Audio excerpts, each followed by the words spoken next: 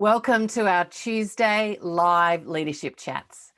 Today I'm talking about how you can work with your coachees when they prefer to work with others in an extroverted way or an introverted way.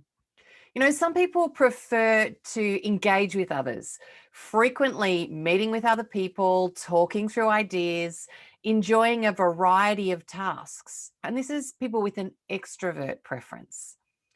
Others with an introvert preference prefer to think things through on their own before speaking with others and generally don't have a high need to be with others. So, how do you coach these two different preferences?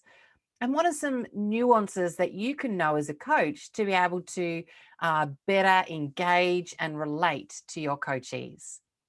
My name is Kylie Butler, and I'm a part of Christian Coaching Institute, which is Australia's leading Christian coaching organisation. We've been coaching and training leaders in coaching for over 10 years now. So today we're going to talk about how do people prefer to relate to others. We've got this introversion and extroversion, which is so complex, multifaceted in their constructs. And individuals can fall at the extremes of each dimension. But what's more common is that most people actually lie somewhere in between the two and can exhibit traits of both. There's been a number of studies over the years around these preferences, but it comes back to that it is around a 50-50 extrovert introvert preference globally, with women being slightly more extroverted or have a more extroverted preference than men.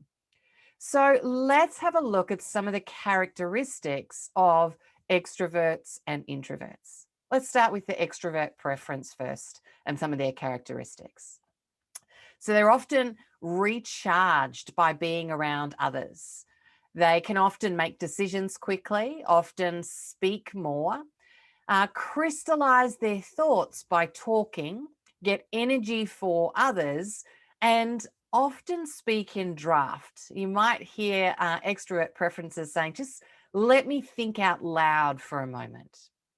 Let's have a look at some of the introvert preference characteristics. They're recharged by spending time alone, reflect more before making decisions. They'll often listen more rather than speak more, enjoy one on one conversations, crystallize their thoughts by thinking. They gain their energy from being alone, and they often speak in final copy.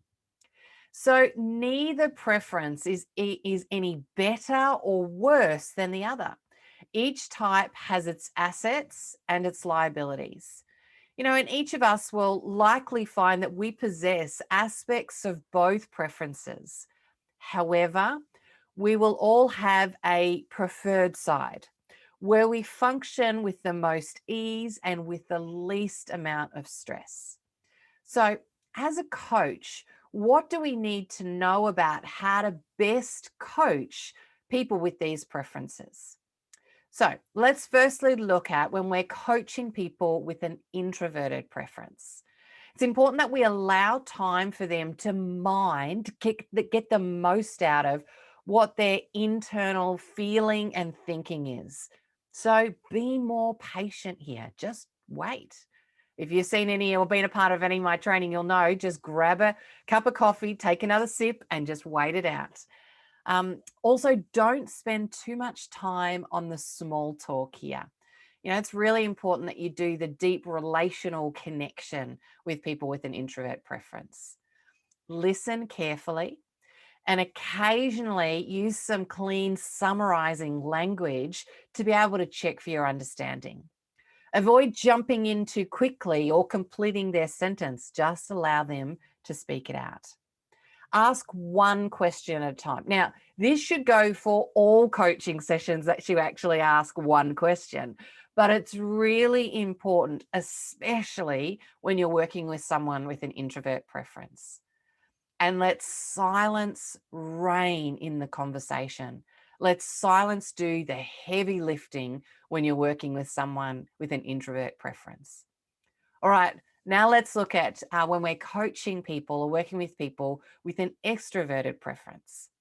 It's important here that you actually make good eye contact, be smiling and friendly. They're energized by people, so they want to see you, and particularly that, using hand languages, maybe that's me, but engaging them in that way. So you do engage and in small talk and banter at the beginning of a coaching session with an introvert preference, as this actually helps them to build relationship.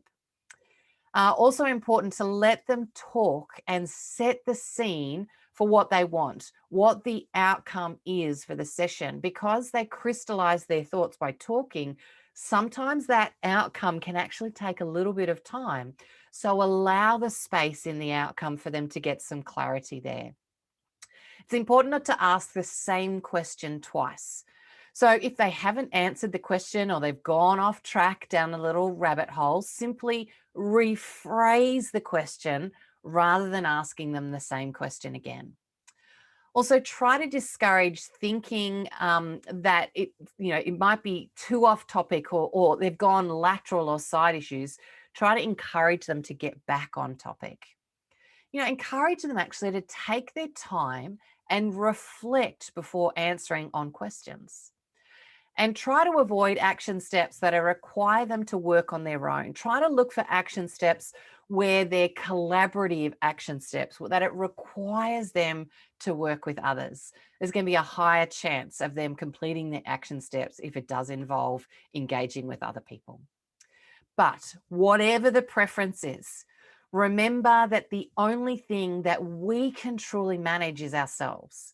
Being able to enhance our self awareness offers us the information that we need to be able to maximize our potential in growing as a coach. So, looking at yourself and looking at yourself in light of others in their work and in their life.